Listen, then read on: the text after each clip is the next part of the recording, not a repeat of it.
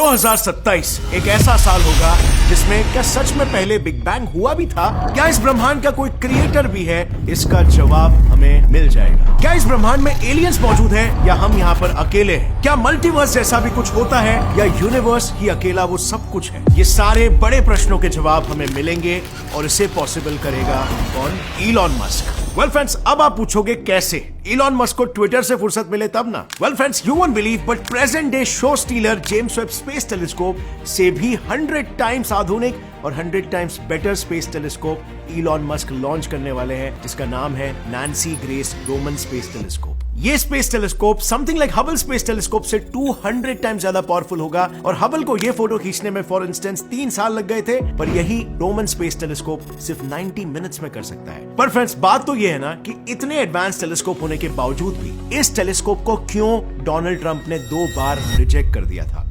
Hello friends, मेरा नाम है गौरव और क्या है इस स्पेस टेलीस्कोप की पूरी कहानी और ये क्या क्या कर सकता है, आज आप जानोगे सब कुछ आज के इस वीडियो में।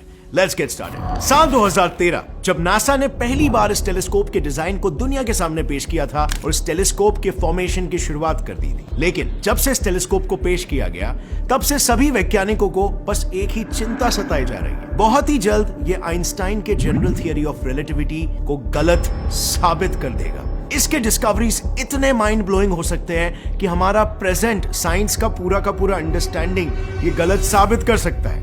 लेकिन उनकी ये चिंता दूर हो उसके पहले ही एक नई मुसीबत ने दस्तक दे दी। जब इस प्रोजेक्ट को लेकर नासा ट्रंप एडमिनिस्ट्रेशन के पास गई, तब ट्रंप ने इस पूरे प्रोजेक्ट को ही खारिज कर दिया, वो भी एक बार नहीं बल्कि 2 बार। अब इस प्रोजेक्ट को रिजेक्ट करने के पीछे इनका मेन कारण क्या था? बजट। ये रीजन डोनाल्ड ट्रंप के हरदम मुंह जबानी रहती है, पर उनकी हरकतें कुछ और ही कहती है। 2020 कोविड के टाइम पर जब पूरी दुनिया कोरोना की महामारी से लड़ रही थी, तब ट्रंप ने वैक्सीन को फंड करने से भी साफ इनकार कर दिया था। 2019 में जब उसके सामने क्लाइमेट क्राइसिस आए, स्पीशीज एक्सटिंक्शन और एनर्जी सिक्योरिटी के इश्यूज रखे गए, तब भी उसने इन सारे प्रॉब्लम्स को नजरअंदाज कर दिया। और आप बिलीव नहीं करोगे, पर ट्रंप के पूरे टेन्योर में 156 साइंस प्रोजेक्ट्स को नकार दिया गया था। मतलब इनडायरेक्टली ट्रंप साइंस में कभी इंटरेस्टेड था ही नहीं, और ये शायद मेजर रीजन था कि वो रोमन स्पेस टेलीस्कोप को रिजेक्ट कर रहा था। लेकिन अब आता है कहानी में एक ट्विस्ट।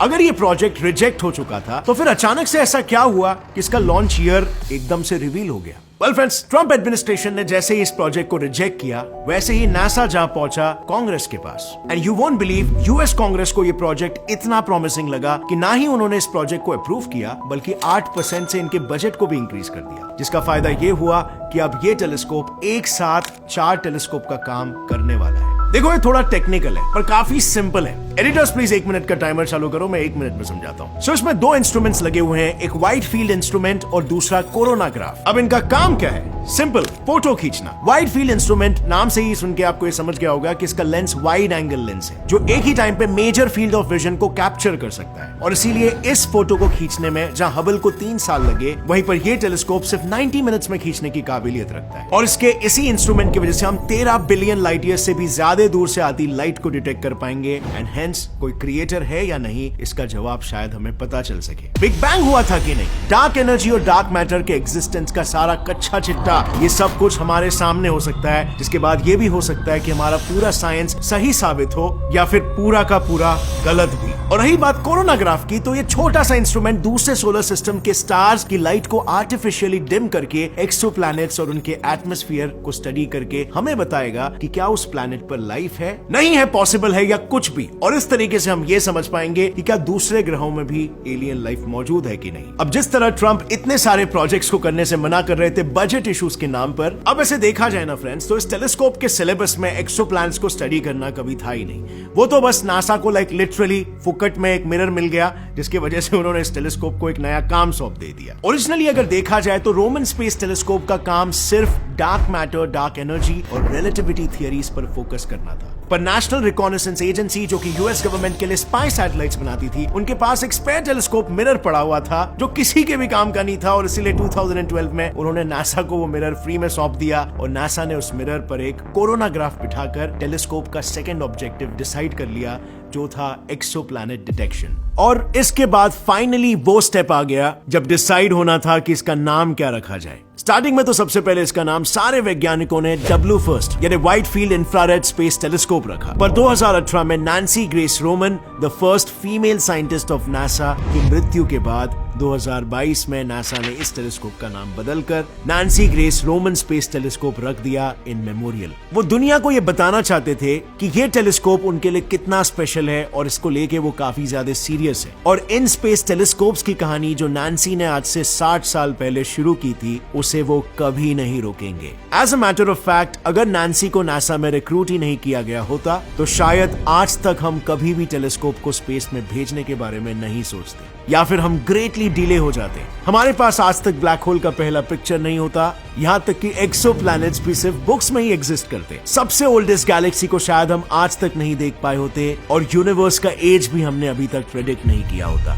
ये जो भी स्पेस टेलीस्कोप्स की दुनिया में रेवोल्यूशन आया है, वो सिर्फ और सिर्फ नैन्सी की वजह से ही है। नैन्सी का जन्म 1925 में हुआ था, जब लड़कियों को ज्यादा पढ़ाया भी नहीं जाता था। उस वक्त में नैन्सी ने PhD इन एस्ट्रोनॉमी को कंप्लीट किया और अपने पैशन से नासा को ज्वाइन कर लिया। नासा में उनका काम था नासा के बाहर मौजूद एस्ट्रोनॉमर्स को नासा के साथ काम करने के लिए कन्विंस करना। इनडायरेक्टली तुम इन्हें नासा का PR या फिर टैलेंट एक्विजिशन कह सकते हो। पर उस वक्त वो लोगों के साथ नासा को भी कंटिन्यूअसली फोर्स कर रही थी कि उन्हें स्पेस में एक टेलीस्कोप भेजना चाहिए। अर्थ के थिक एटमॉस्फेयर की वजह से हम सरफेस से बहुत कुछ नहीं देख पाते, और इसीलिए हमें स्पेस में टेलीस्कोप भेजना चाहिए क्लियर इमेजेस के लिए। काफी बार पुश करते रहने के बाद फाइनली नासा के डिसीजन मेकिंग अथॉरिटीज ने उनकी बात सुनी और सबसे पहला space telescope Hubble Space telescope space में भेजा 24 अप्रैल 1990 को। और उसके बाद जो रेवोल्यूशन आया, ये तो आप देख ही सकते हो। और यही वो कारण है जिसके वजह से नैन्सी को मदर ऑफ हबल भी बुलाया जाता है। सो अब ये टेलीस्कोप रेडी है, उसका नाम भी रेडी है, पर सबसे बड़े सवाल का जवाब अभी तक रेडी नहीं है। आखिर इसे स्पेस में रखा कहां पे जाने वाला है? इसे किसी ऐसे जगह पर रखना होगा जहां पर सन से आता हुआ रेडिएशन